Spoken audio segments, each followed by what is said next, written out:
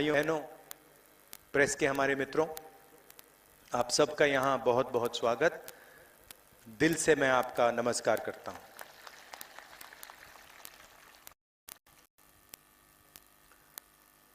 अपने भाषण में रंधावा जी ने भारत माता की बात की और आपने देखा होगा हर पार्टी के राजनेता अपनी मीटिंग में, जुलूसों में भारत माता की जय बोलते हैं। जैसे अगर मैं यहां भारत माता की, ऑटोमेटिक भारत माता की, भारत माता की, भारत माता की, तो हिंदुस्तान में कहीं भी आप भारत माता की बोलो, एकदम जवाब आता है जय। राजनीतिक लड़ाई है, हम सब भारत माता के लिए काम करते हैं। तो पहला सवाल उठता है, ये भारत माता है क्या? जो नारे लग रहे हैं, ये जमीन तो नहीं हो सकती, क्योंकि अगर सिर्फ जमीन होती और इंसान नहीं होते तो कोई भारत माता कह ही नहीं सकता। तो भारत माता इस देश की जनता है, आप सब लोग हो, आपके माता पिता, उनके माता पिता, आपकी ऊर्जा, आपके सपने, आपकी आवाज, यह है भारत माता।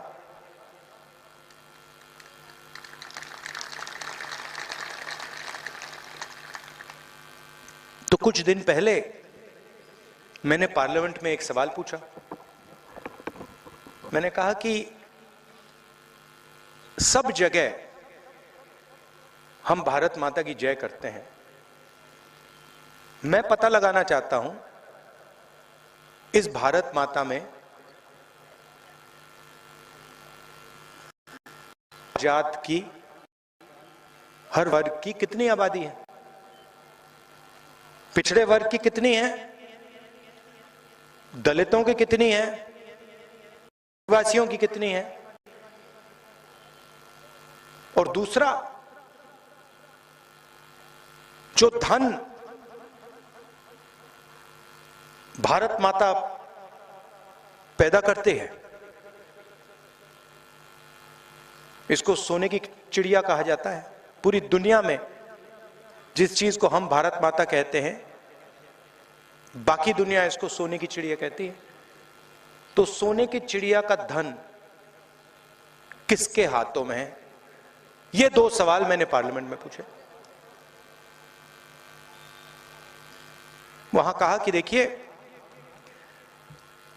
हमें जाति जनगणना करना चाहिए।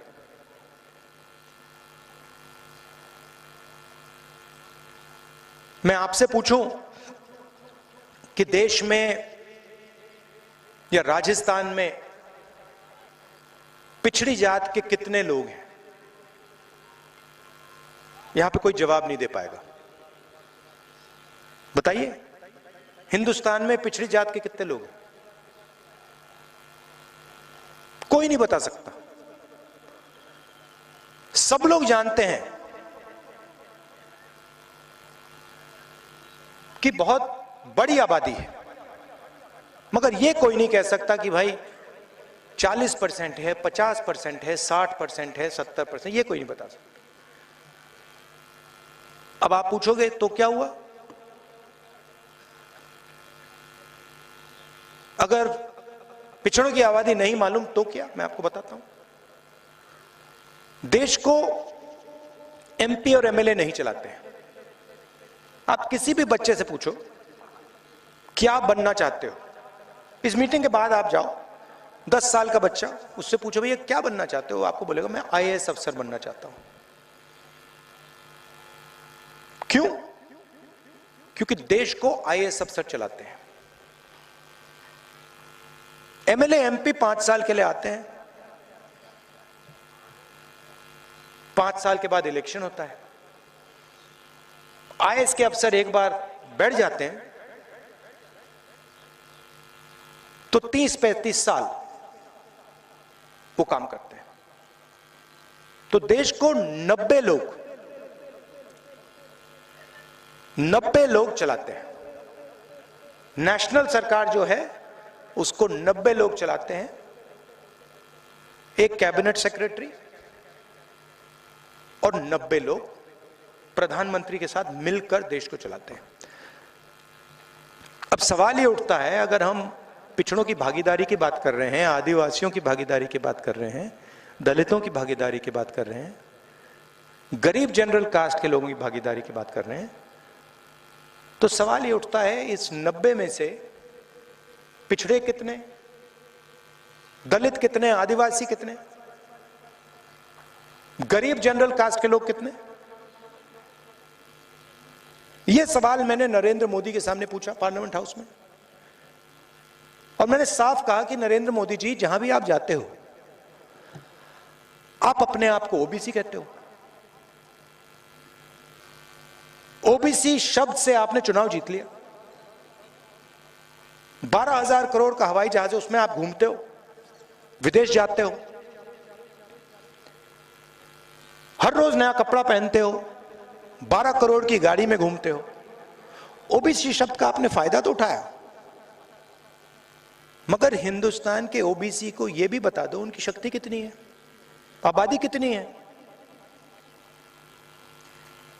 नरेंद्र मोदी बिल्कुल चुप हो गए, एक शब्द नहीं बोले।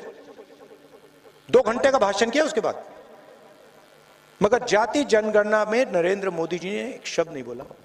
उसके बाद उनके भाषण बदल जाते हैं। भाषण में कहते हैं, भाइयों और बहनों, हिंदुस्तान में एक ही जात है, वो है गरीब। अच्छा, अगर हिंदुस्तान में एक ही जात है गरीब, तो आप ओबीसी कैसे? आपके लिए स्पेशल जात, आप हो ओबीसी, और देश के बाकी पिछड़े वो गरीब, दलित गरीब, आदिवासी गरीब। तो मेरा एक और सवाल, अगर देश में एक ही जात है गरीब, तो अमीर कौन है? अमीर की कोई जात नहीं है। तो मैंने ये सवाल पूछा, जवाब नहीं आया, तो फिर मैंने पता लगाया। मैंने कहा कि चलो देखते हैं दिल्ली की सरकार में इन 90 लोगों से ओबीसी कितने, दलित कितने, आदिवासी कितने। और जब मैंने आंकड़ा देखा मैं हिल गया।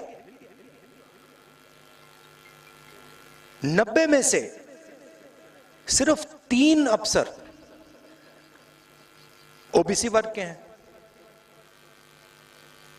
सिर्फ 3। मैं आपको स्टेट से बता रहा हूं, आपकी आबादी कम से कम 50% है देश में, और वो जो 90 में से 3 अफसर हैं, वो एक कोने में बैठे रहते, उनको कोई काम नहीं दिया। ये नहीं कि बड़ी बड़ी मंत्रिमंडल रखे हैं ना, कोने में छोटा सा काम दे रखा है।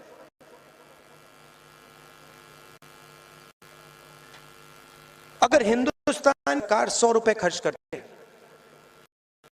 तो वो ओबीसी अफसर जो हैं 3, उनकी भागीदारी 5 रुपए पे, आबादी 50%, भागीदारी 5%। नरेंद्र मोदी 24 घंटा कहते हैं ओबीसी की सरकार चल रही है।